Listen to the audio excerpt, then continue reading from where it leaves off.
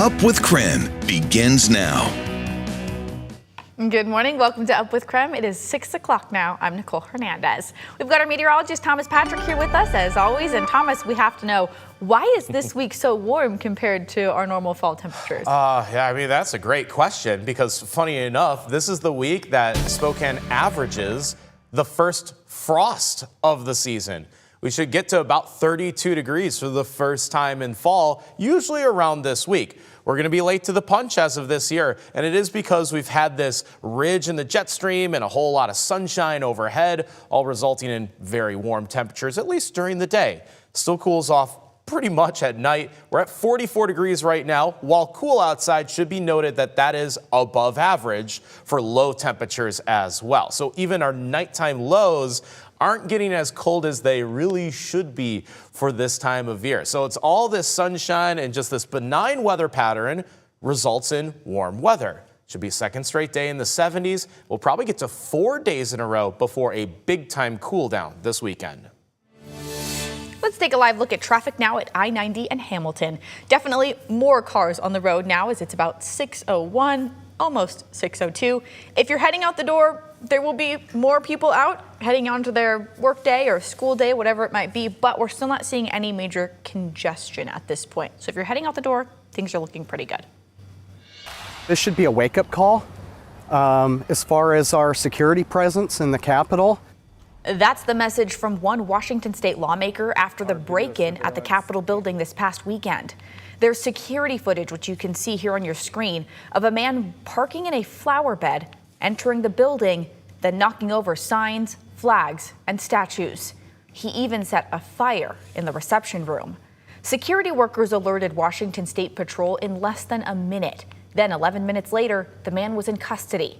Now, just this year, Governor Bob Ferguson's budget cut $3 million from campus security programs, including the video monitoring system. The agency that runs state properties says the governor should restore those funds. And we now know the man they arrested is a former Gonzaga baseball player. WSP says this did not appear to be politically motivated, but instead a mental health crisis. Since nobody was hurt, he was released from jail and has not been charged. New information now about the Pullman apartment complex fire over the weekend. Court documents say a firework started this fire. Police say Elijah Reagan set the fire. In his apartment, detectives found a T-handle style explosive detonator, the kind used for TNT, and what looked like a mortar tube. The explosion forced about 30 people to evacuate, but luckily nobody was hurt. After the explosion, Reagan led law enforcement on a high-speed chase that ended just north of Lewiston. Your Honor, it's pure fortune, I think, at this point, that nobody else was injured in the apartment building. Court documents say deputies found Reagan armed with a rifle. He is in the Whitman County Jail right now on a $250,000 bond. He will be back in court to enter his plea on Friday. Now, new this morning, Kevin Coe, known as the South Hill rapist, was set to live in an adult family home in Federal Way. Now, that won't be where he lives. The King County Sheriff's Office says they found different housing for him after getting, quote, some pushback in Federal Way. Now he is a registered level 3 sex offender in Auburn, Washington. At this point, we don't know exactly what type of housing he is in. The Washington State Department of Veterans Affairs is recognizing Spokane County because they bought suicide prevention license plate emblems. The Department of Veteran Affairs says the 988 Lifeline will be on the license plates of Spokane County police cars, maintenance trucks, and other county-owned vehicles. The goal here is to reduce stigma and help raise money and awareness for suicide prevention. The hit-and-run suspect on Spokane's South Hill is scheduled to be in court this afternoon. Chaz COO Sarah Doxey was on a morning run when she was struck and killed by a car. KREM 2's Brandon T. Jones is live this morning. So, Brandon, what's expected from the court appearance? Yeah, good morning, Nicole. Well, that teen suspect from that deadly hit and run on the South Hill is expected to appear in court here at Spokane County Courthouse for a court hearing that's scheduled for 2:30. Now, according to some Spokane County officials, this is a hearing to determine basically if the trial will be continued or if the parties are ready to proceed with the trial that's scheduled for October 20th. The 17-year-old suspect is charged with DUI and vehicular homicide, but has pleaded not guilty to both charges. Police say the teen allegedly hit Doxy and then fled the scene on foot. Records show officers found him over 2 miles away from the scene and reported a strong and obvious odor of alcohol. Doxy was 48 years old and out on one of her regular runs with a friend. So if any new details come from this appearance in court later this afternoon, we'll be sure to keep you updated across all KREM 2 platforms. For now, reporting live here in Spokane, Brandon T. Jones, KREM 2 News. Thank you, Brandon. Well, beef prices are at an all-time high right now, but that is not stopping shoppers from buying beef.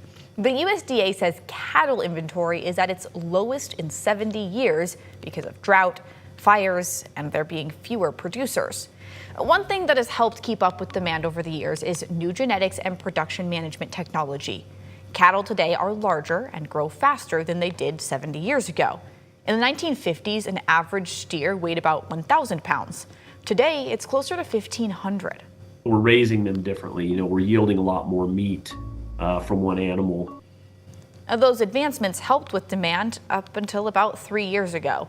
Now, producers and consumers are really starting to feel the cattle shortage. Even with genetic advancements, it still takes around 2.5 years to raise cattle for the industry. Buyers should prepare for high prices through at least 2027. Mulroney says the best way around some of that sticker shock is buying in bulk. That way you get a better price per pound. Electric vehicle sales could go down since the federal tax credit ended at the beginning of this month. The Biden administration, if you remember, had implemented the tax credit, but the Trump administration ended it. It was a $7,500 credit for new EVs and $4,000 for used ones. Some experts say the credit ending could mean less people will buy electric vehicles.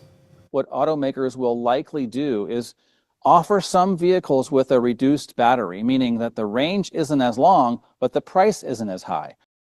Some car manufacturers are offering deals on EVs now. If you're in the market, experts recommend asking about charging stations for your home.